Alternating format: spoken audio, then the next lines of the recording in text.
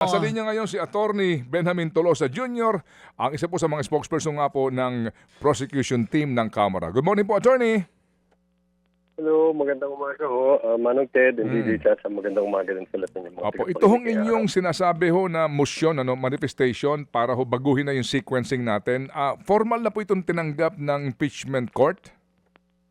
Tama ho yan, Manong Ted. And I just want to clarify, no, ito hong bagay na to ay stated by Senate President Gatchalian, no, ang mungkahi nito nanggaling ho, no, kay Senate President Gatchalian, presiding officer, si Ted Codero, dahil nga ho sa kanilang palagay, mas makakaibuti ho to para sa daloy ng ating paglilitis. Pati din ho sa mga kababayan natin para mas madaling masundan at masubaybayan, no, dahil per article basis na ho ang palitan ng presentation of evidence.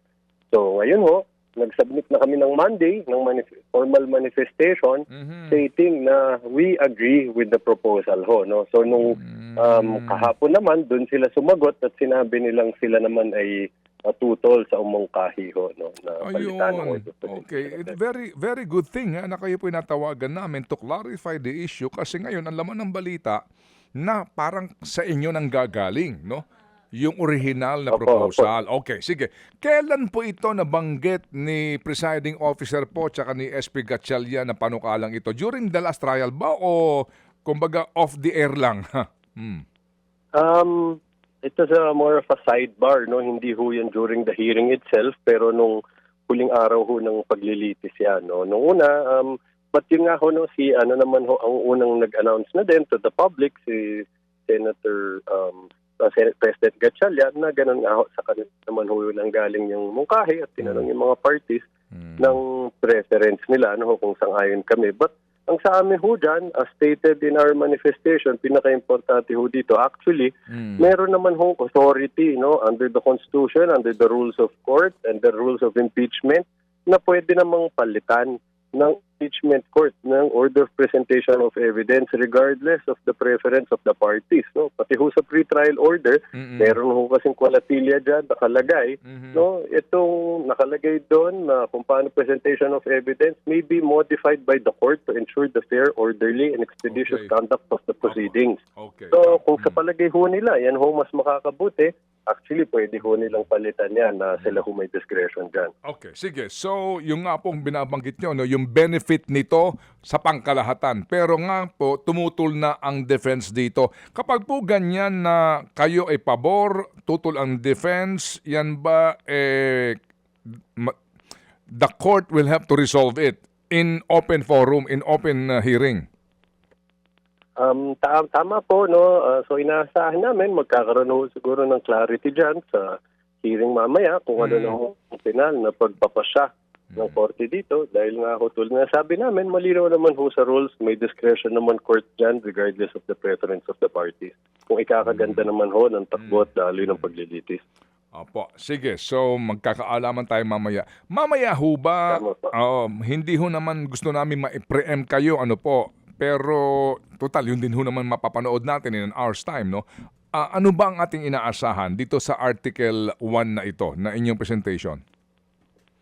Well, kung hindi magpapalit, no, yung order of presentation of evidence at tutungo na tayo sa Article 1, pipresenta ho namin dyan yung dalawang bank managers ho ng Land Bank. No? Then ho, na withdraw yung usapin ho ng confidential funds. So, OVP and DepEd. Doon kayo magsisimula, hindi sa COA report?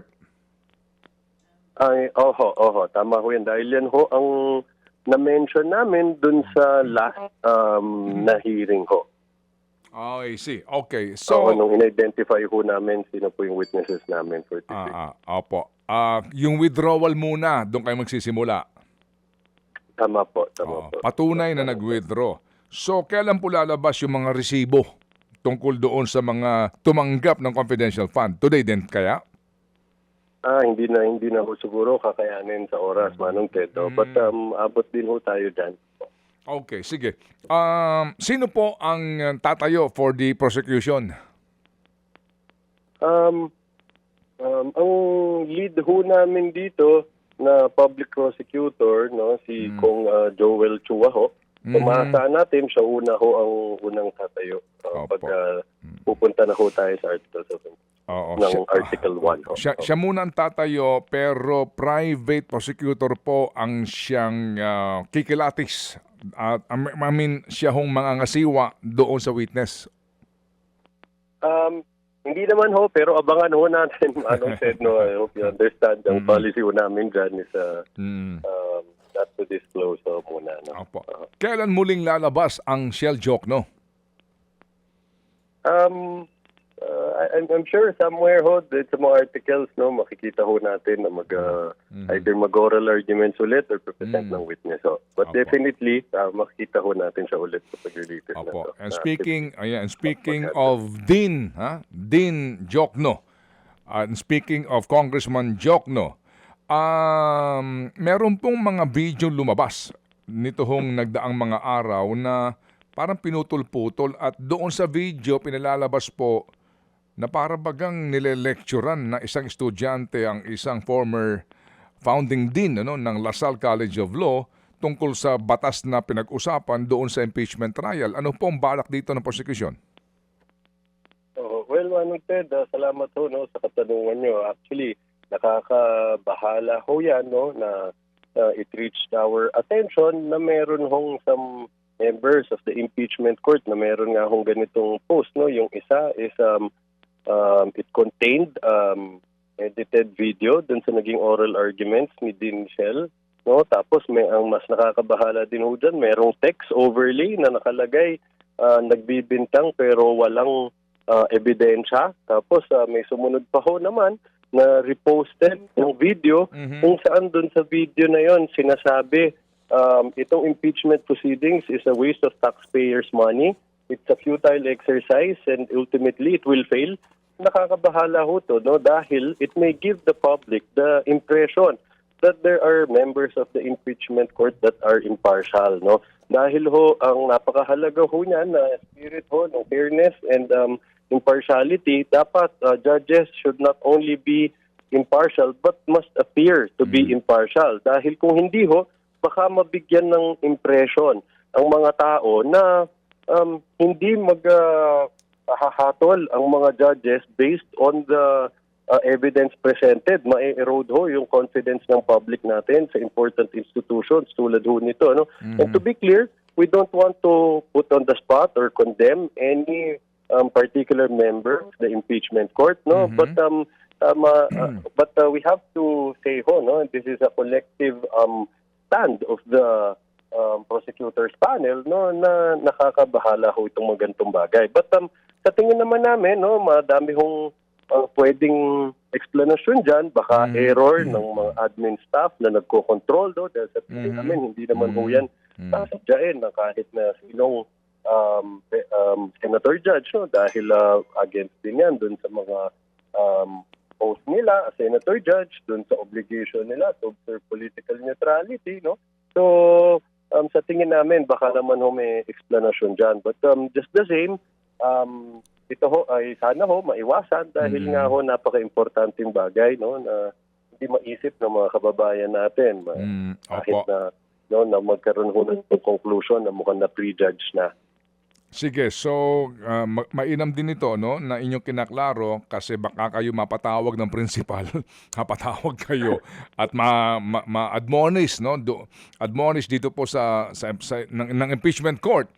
Kasi alam nyo, di ba? Well, alam nyo na yon. So, without nga mentioning kung kanino ba itong kumbaga official na site yung pinanggalingan nito, and then binanggit po ninyo yung nakababahala po na maaring epekto nito doon sa kaisipan ng mga Pilipino na nakapanood nito. Diyan po sa isyong yan ba nais nyong formally i-bring up sa court through a manifestation of one of your prosecutors? Pinag-aaralan din ho ng prosecution panel yan, although as much as possible, ayaw din namin maging cause ng distraction yan at in the meantime, pinapaubaya ho namin sa presiding officer yung mga ganyang bagay, lalo't sila naman ho ang may kapangyarihan at discretion, no, na paalalahanin ng isa't isa kung meron hong nagkakaroon ng paglabag sa kanilang sariling rules. Kayo po, attorney, legally, wala ba magagawa kayo dyan? Particular po, no, si Prosecutor Shell Jokno siguro to call out the medium, yung kasi obviously fake yun, no? Obviously fake news siya. Obviously po hindi yun ang totoong nangyari. Obviously po yun manipulasyon sa informasyon. Meron ba kayong balak dyan to call out the medium? Tama ho. Well, una ho, si Kong Shell Jokno, nagkaroon na ho siya ng statement dyan correcting no, what was actually said no, during the oral arguments no, and about po dun sa usapang fishing expedition kung saan linagay niya yung buong naging palitan para mas ma-informa ng mas mabuti mga kababayan natin ano ba talaga ang nangyari doon. Ano. But again, at the end of the day, ang presiding officer ho, no, at the rest of the members of the impeachment court, sila ho ang may discretion dyan at kapangyarihan under the rules. No? Pero what I'm talking about, attorney, sorry to butt in. What I'm talking about is the medium. Kung YouTube yan, i-call out yung YouTube to stop the propagation. I mean to take it out. Kasi nga obviously fake news eh. O kung Facebook, yan yung call out Facebook. Yung pong gusto kong tumbukin. Wala kayong ganun pong aksyon? Tama po, Manong Ted. Well, first, yun nga ho, no, pinalabas na ni Kong Shell Jokno yung side niya, ano yung buong pangyayari na yan. But patuloy din ang pag-aaralan din ho, no, ng prosecution panel, ano pang pwedeng akbang na gawin namin dyan. Dahil nga, tama naman ho kayo, talaga ho, yan din sentimento namin, nakakabahala at din ho yan. Okay, sige.